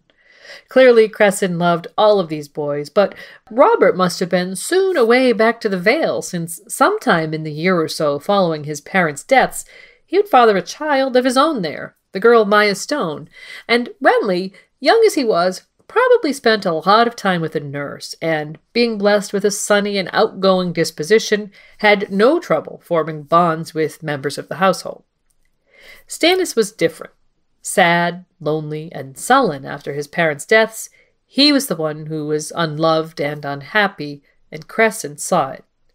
He thinks how he cared for and loved Stannis, lived for him even, because Stannis was the one who needed him most. Like a true parent, his love for Stannis appears to have been selfless and unconditional, not requiring anything in return, but always providing a steady foundation of nurture and guidance, despite the boy's inherent introversion. And so Cressen raised Stannis to manhood, and Renly as a youth. He was with them at Storm's End during the siege and Robert's Rebellion, and it was at his insistence that the deserters that Stannis captured trying to leave the castle by a postern were not flung, Joffrey style, over the walls with a trebuchet, as Stannis suggested, but were instead imprisoned. Renly tells his supporters the tale years later. Maester Cressen told Stannis that we might be forced to eat our dead, and there was no gain in flinging away good meat. So Cressen was a wise man who knew how to appeal to his lord. The story certainly begs the question of whether Cressen was prepared to eat their former comrades, but we think he simply used the right tactic to give the deserters a chance of survival. Their crime, after all, was mainly motivated by fear, though with his rigid sense of honor and duty, it's doubtful Stannis saw it that way. After Davos Seaworth saved the garrison at Storm's End with his heroic blockade running, and Ned Stark lifted the siege, Stannis took up the role of admiral for his elder brother's navy. Now king of the Seven Kingdoms, it might have been thought Robert would cede Storm's End to Stannis, and Stannis granting Davos Seaworth lands and a keep on Cape Wrath certainly points in that direction. It might have even been understandable had Robert kept the ancient castle in his own name until he had younger sons of his own, but what happened in reality is a bit puzzling until we get Cressen's explanation. Stannis reminisces how he built a fleet and sailed to Dragonstone to root out Robert's enemies, incidentally, their pregnant cousin Rhaella and her children. All in the name of duty, Stannis took the island fortress in Robert's name, though, as he recalls, Robert was peeved that Willem Darry was able to escape with the 2 Targaryen children. As thanks, Robert named his brother Lord of Dragonstone, an honor Stannis did not find entirely satisfying. Dragonstone, as ancient, prestigious, and mighty a fortress as it was, did not command the bannermen and incomes that Storm's End did, and when Stannis was granted Dragonstone, Storm's End went to Renly, a 9-year-old boy. But as much as Storm's End is a sore subject for Stannis, the honor which Robert granted him, and continued to allow him after his own son was born, appears to have been lost on Stannis. Since Aenar Targaryen brought his family to the westernmost outpost of the Valyrian Empire some 425 years before, Dragonstone had been the seat of House Targaryen. Even when Aegon the Conqueror sailed for Westeros, he continued to treat Dragonstone as his home base, and it was there he died many years later.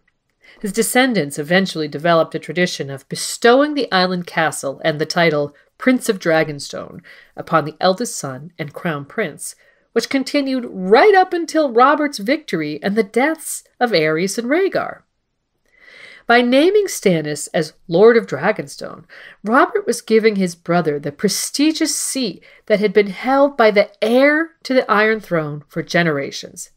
By allowing that seat to remain with his brother after Joffrey was born, Robert broke with tradition in a significant way. Imagine if an English monarch decided to name someone other than their eldest son Prince of Wales.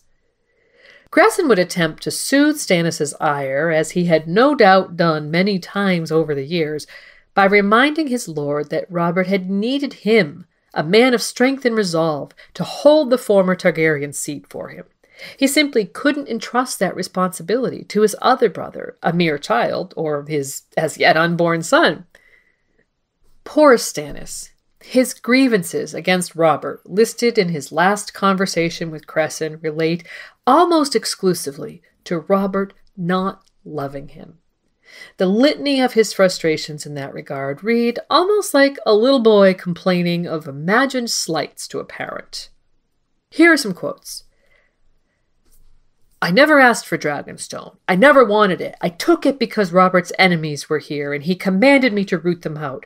I built his fleet and did his work, dutiful as a younger brother should be to an elder, as Renly should be to me.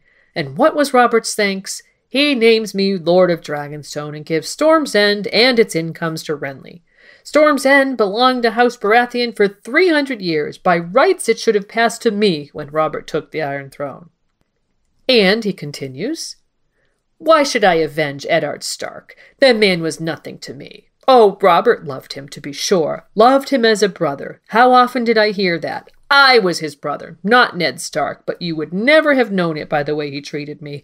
I held Storm's End for him, watching good men starve while Mace Tyrell and Paxter Redwine feasted within sight of my walls.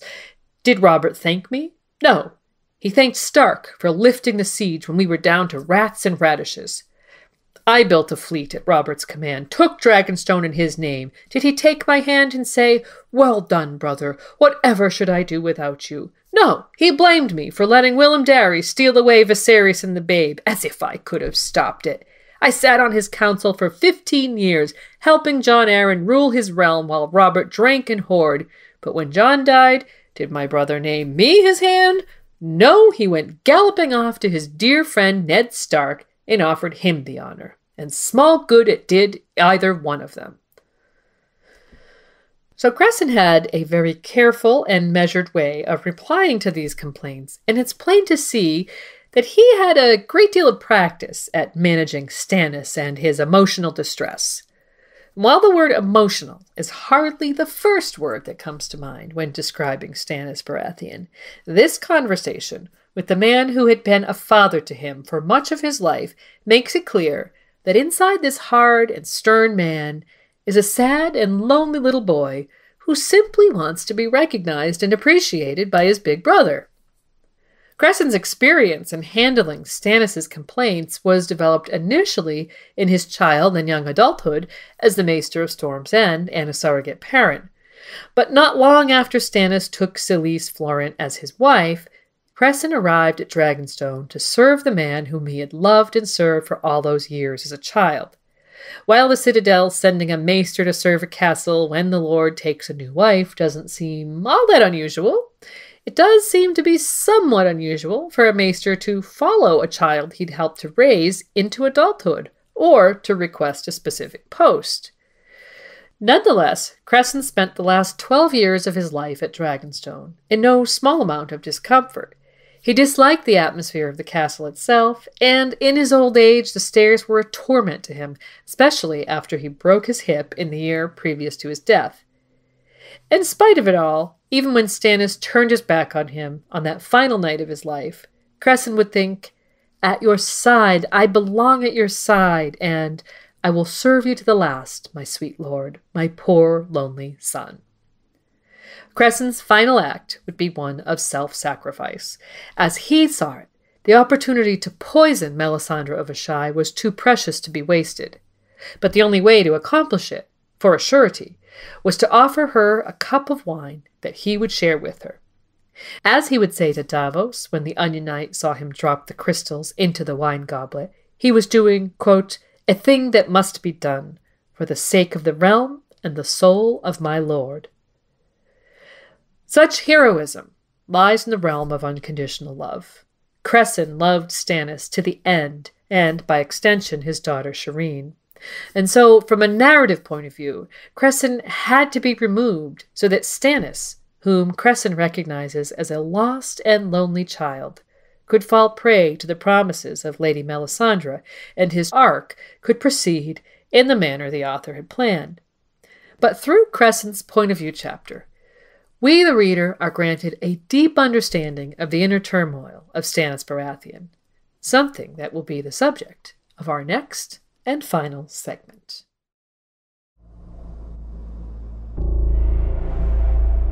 Things are now as they are. They will be fulfilled in what is fated.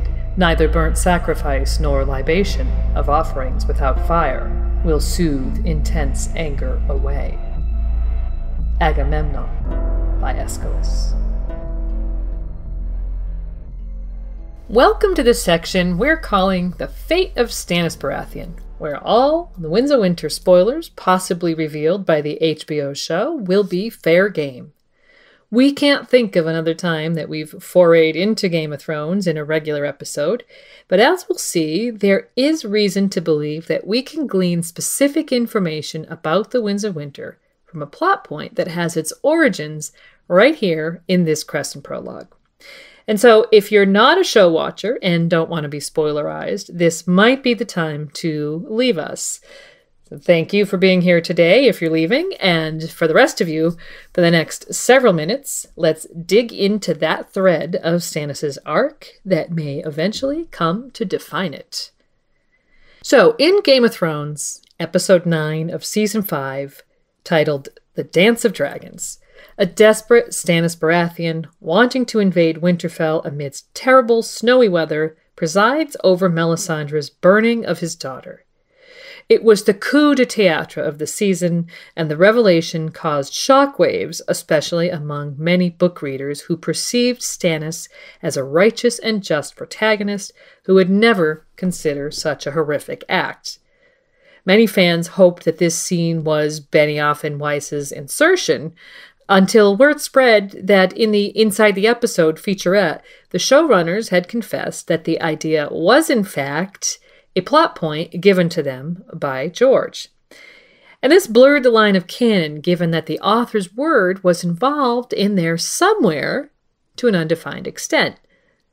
Given the author's contribution, Stannis' involvement in Shireen's fate seems undeniable, and this is why we consider this section to contain spoilers for book-only fans. But it's worth considering, using supporting evidence from the text, just how much of that moment in the show might reflect what we'll see in the Winds of Winter and beyond. Stannis Baratheon is the tragic Greek in a cast of characters that is pulled mainly from the pages of British and European history and legend. His stern and dark demeanor recalls Agamemnon in the cursed house of Atreus. Complete with his own Cassandra in the person of Melisandre of Asshai, Stannis, like Agamemnon, is burdened with a family history of treachery, incest, and kinslaying. This isn't to say there aren't other inspirations to be found in the person of Stannis Baratheon. Shakespeare's Macbeth is there, and Richard III as well, not to mention the Roman general Coriolanus. But as we'll get back to shortly, it's Agamemnon's tragic story that seems to have the most resonance in the arc Stannis is moving along. And in spite of Melisandre's promises about the future, perhaps Stannis would be wise to heed the advice of Aeschylus on the implacable nature of fate, implied in the quote we used to open this section. On the other hand, we as readers should take careful note of Shireen and the ways in which her fate seems to be prefigured throughout the series. The main reason to include this discussion in this episode is that our first point-of-view introductions to both Princess Shireen and Stannis Baratheon come in this Crescent prologue. Cressen thinks of her, she would be 10 on her next name day, and she was the saddest child that Maester Cressen had ever known.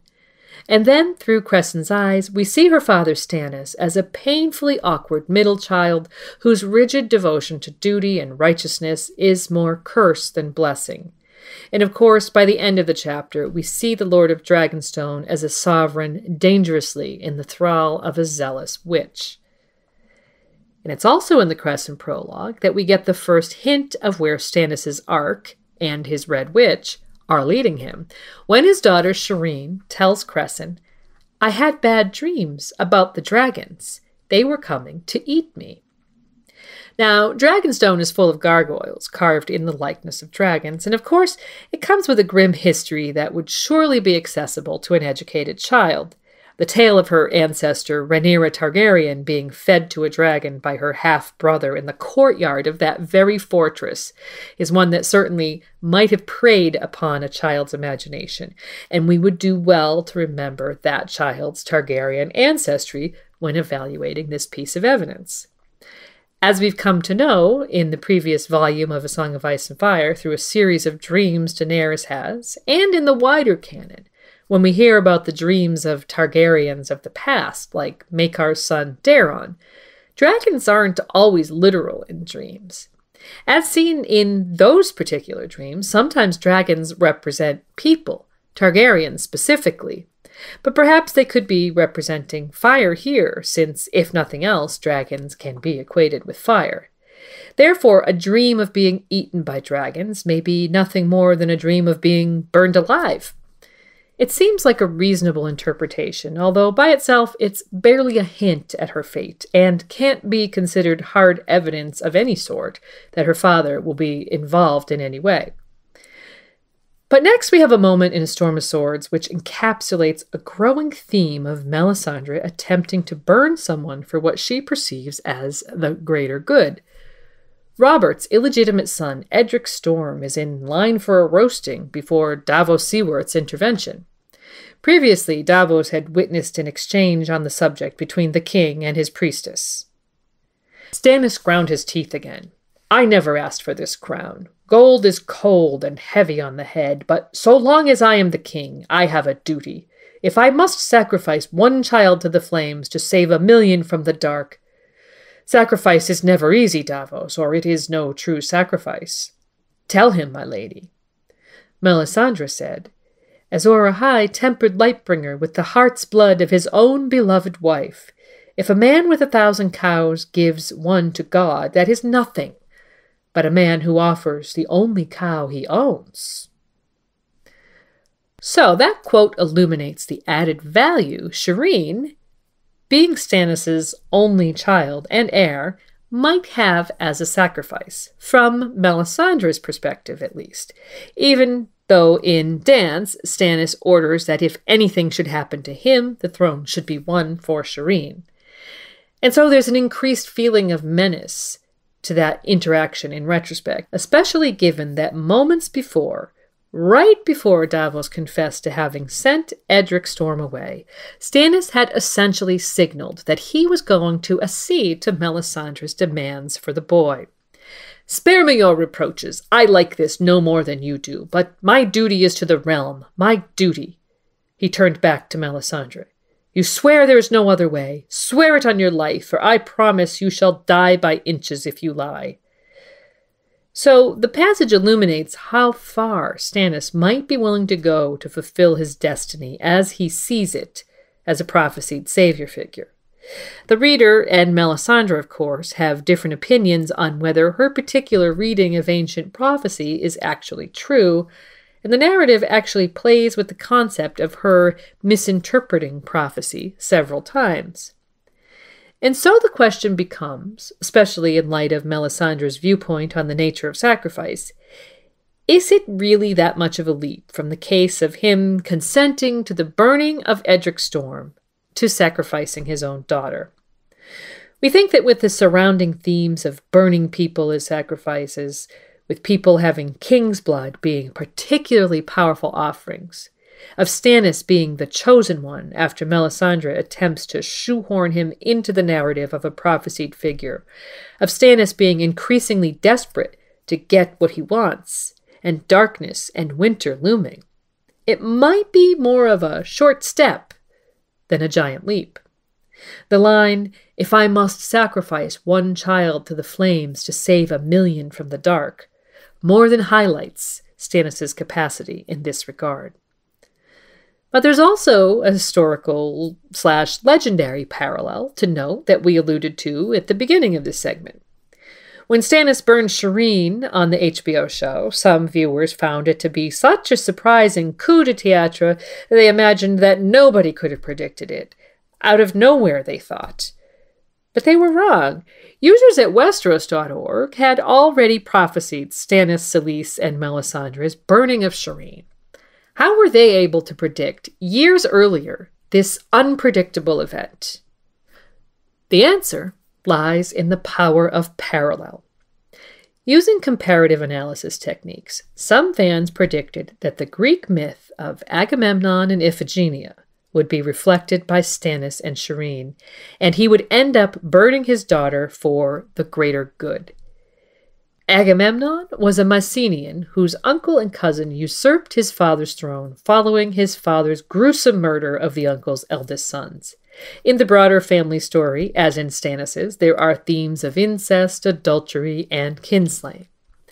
After noticing similarities between Stannis and Agamemnon, fans simply followed the parallel through to its natural conclusion. Agamemnon's younger brother became, through marriage, the king of Sparta. Unfortunately, Menelaus's wife was Helen, who was born Helen of Sparta, but is best known to history as Helen of Troy, following her abduction by the Trojan prince Paris, which was the spark that led to the legendary Trojan War. Menelaus and his Spartans had helped Agamemnon to reclaim the Mycenaean throne, and so when the time came for war with the Trojans, Agamemnon was honor-bound to lend his aid. He was named commander of the Greek forces and assembled an army ready to sail for Troy. Different versions of the legend vary in their telling, but all agree that Agamemnon somehow angered the goddess Artemis, who cursed his army with sickness and calm winds, preventing them from sailing. Agamemnon is convinced by the prophet Calchas that he must sacrifice his daughter Iphigenia to appease the goddess, which he eventually does, and the army sails on to Troy. In short, Agamemnon kills his daughter for favorable weather.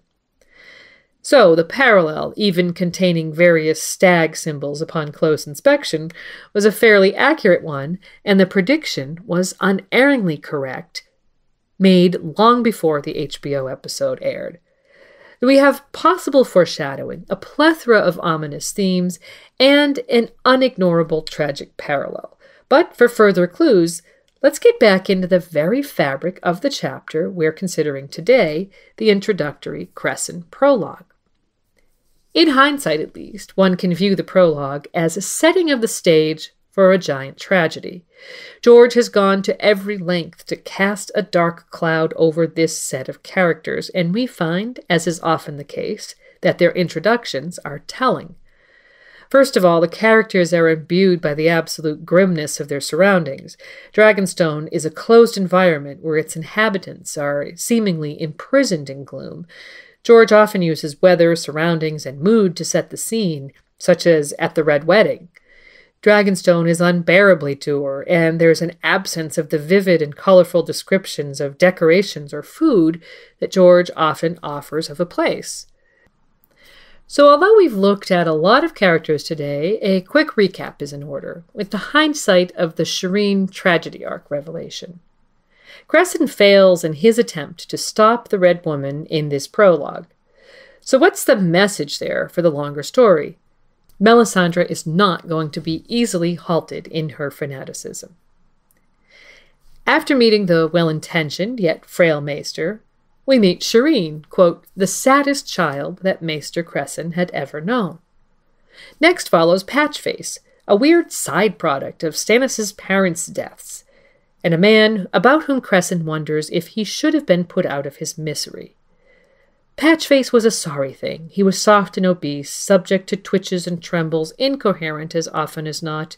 The girl was the only one who laughed at him now, the only one who cared if he lived or died. Then there's Shireen's mother, Solis, a stern and increasingly brainwashed victim of the cult of the Red God. Her eyes were pale, her mouth stern, her voice a whip. The Red Woman had won her heart and soul. Davos Seaworth is the only adult other than Cressen shown to resist R'hllor's pull, but as much as he can push back against Melisandre, he will not be proverbially sitting on Stannis' shoulder forever. What might happen in his inevitable absence? For the record, this is the exact scenario that Game of Thrones presented to us. With Cressen's demise, Davos Seaworth happens to be the only adult who seems to have Shireen's best interests at heart. Opposed to Davos is Melisandre of Asshai. Against the gloomy backdrop of Dragonstone, she provides the only real color and brilliance in the chapter. She wore red head to heel, a long loose gown of flowing silk as bright as fire. She might appear to offer beauty and light amidst the darkness, but by the end of the chapter we are made aware of her dark magic, and we sense a falseness about her. We later learn that she has a tragic backstory of her own, but it hardly alleviates the menace she brings to the story as the fanatical priestess of the Red God. Finally, there's Stannis, a sincerely dour fellow with a tragic background all of his own. Stannis is depicted as turning his back on Crescent at a critical moment, one of our first impressions of his character. While he shares a dedication to honor and duty that might make him seem similar to Ned Stark, he lacks the devotion to family that informs all of Ned's actions. Stannis is an unhappy soul who feels little connection to his own family, but has a strong sense of destiny and inevitability in his life. This first description of him speaks volumes about the grimness of his character. His mouth would have given despair to even the drollest of fools. It was a mouth made for frowns and scowls and sharply worded comments, all thin, pale lips and clenched muscles, a mouth that had forgotten how to smile and had never known how to laugh. Overall, what kind of story do we really think George will be telling about this cast of characters? Why has he designed everything to be so joyless and dull? We think it's clear, in hindsight at least, that this prologue is a grounding for a classic tragedy, and it's no wonder that, aside from Agamemnon, fans have made comparisons to other great tragedies, such as Shakespeare's Macbeth. The arc of Stannis Baratheon as a well-intentioned leader degenerating into a man so desperate and cornered that a deal-with-the-devil-type situation might seem like the only way out, the burning of his only daughter, based on a deluded notion of the greater good, is something that we find very Martinian. One only has to consider George's propensity to shock readers in climactic moments, as witnessed with Ned's head and the Red Wedding, to believe that this is not a plot point that Benioff and Weiss dreamed up and wove into the story by themselves. And so the revelation from the HBO show makes us consider Crescent's prologue differently, as a grounding for the tragedy that will reveal itself over several books, and will one day be seen as the backbone of Stannis' arc. How much of the Game of Thrones episode will one day be book canon remains the source of debate in the fandom. For the record, we think it will turn out fairly accurate, though the show, by comparison, will seem somewhat rushed. Also for the record, while many dismiss Stannis' end at the hands of Brienne of Tarth as unlikely, we think there's evidence in A Clash of Kings that's just a bit too on the nose to ignore. When swearing her sword to Catelyn Stark, Brienne says, "I swore a vow, 3 times I swore, you heard me, and I think when the time comes, you will not try and hold me back. Promise me that you will not hold me back from Stannis." We see this as pretty good evidence that Brienne might indeed be the one to bring justice to Stannis in the end. But there are also other parts of the books that can be viewed through a different lens with this foreknowledge, for example, Melisandre's visions of Patchface and her flames. That creature is dangerous. Many a time I have glimpsed him in my flames. Sometimes there are skulls about him, and his lips are red with blood. At one time, most interpretations out there predicted, along with Melisandre, some act of evil by Patchface. However, in our Patchface analysis, in the Prophecy episode, we concluded that such an act doesn't exactly fit the characterization of the fool. Since the HBO episode aired, we theorized that the blood will be his own, that perhaps in some way Patchface will try to protect Shireen, the only one who cares if he lives or dies, according to Crescent. Regardless, most now agree that there's one surety, that Stannis will preside over the burning of his daughter Shireen. In a typical Martinian twist, what will be perhaps the most despicable act of the entire series will not be presided over by an outright villain, but by the character who surely embodies shades of grey better than any other. We believe that Stannis will depart the story as a tortured soul, an unexpected villain harboring many regrets. It's worth remembering that in universe, Rickard Karstark tries to insinuate Robb Stark will be accursed when he executes him, given their distant kinship, highlighting the taboo of kinslaying in Westeros. Surely this act, the execution of his own daughter, especially considering the unimaginable agony of being burnt alive, must top the taboo charts, as Davos will tell his king in A Storm of Swords. No man is as cursed as the kinslayer in the eyes of gods and men. At one time, Stannis Baratheon's fans, as well as his in-story followers, were sure he was going to leave his heroic mark on this story, given that this would have all been a great plot twist in a book-only scenario. Game of Thrones may have spoiled that for us, but we still look forward to learning precisely how things degenerate to that point for Stannis within the books. For now, we can appreciate the groundwork and the setting of the stage for tragedy, which all began with Crescent's dreary prologue.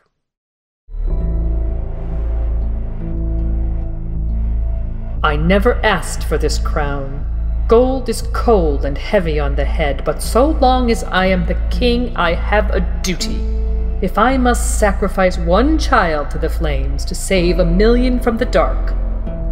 Sacrifice is never easy, Davos. Or it is no true sacrifice.